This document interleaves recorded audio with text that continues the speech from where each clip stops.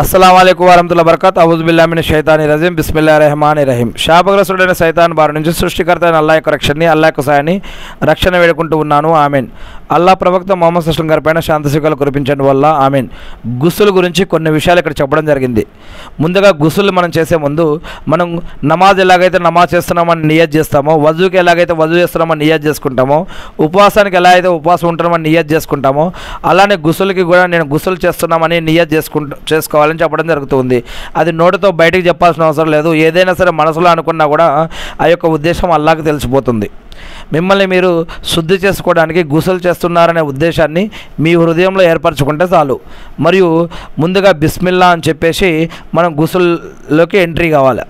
బాత్రూంలోకి మరి బిస్మిల్లా అని బయటే చెప్పుకొని లోపలికి వెళ్ళటం మంచిది. బిస్మిల్లా అంటే అల్లా నామంతో ప్రారంభం అని చెప్పడం అన్నమాట. దీని ద్వారా ప్రారంభించవచ్చు. దీన్ని బిగ్గరగా కాకుండా మీకు మీరు లోపల మనసులో చెప్పుకున్నా బయటకు చెప్పుకున్నా పర్వాలేదు. కానీ బాత్రూంలో ఉంటే మాత్రం బయటకు చెప్పకుండా మనసులో అనుకుంటే సరిపోతుందంట. ఇక ఎలా చేస్తారు ఈ యొక్క గుస్సులు అంటే, ముందుగా చేతులు కడగటం.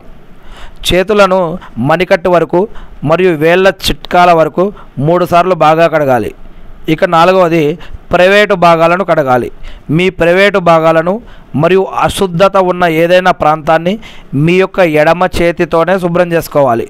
ఇక 5వది వజూ చేయాలి. ప్రార్థన కోసం మీరు ఎలాగైతే వజూ చేస్తారో నమాజ్ కోసం అలా వజూ చేయాలి.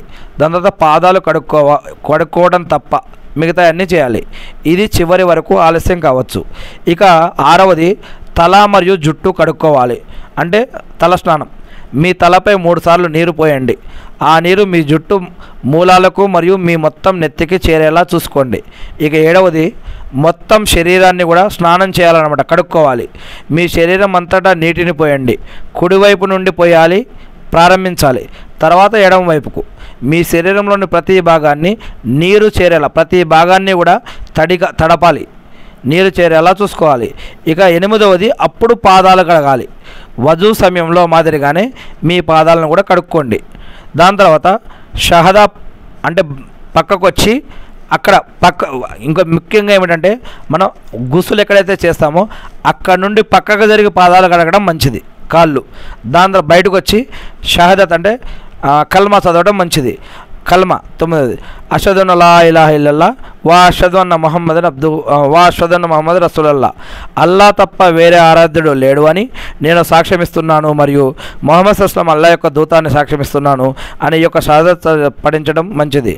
బాత్రూంలో ఉన్నప్పుడు బిగ్గరగా కాకుండా మనసులో చదువుకున్న మంచిదని ఎవరో చెప్తున్నారు ఇక్కడ.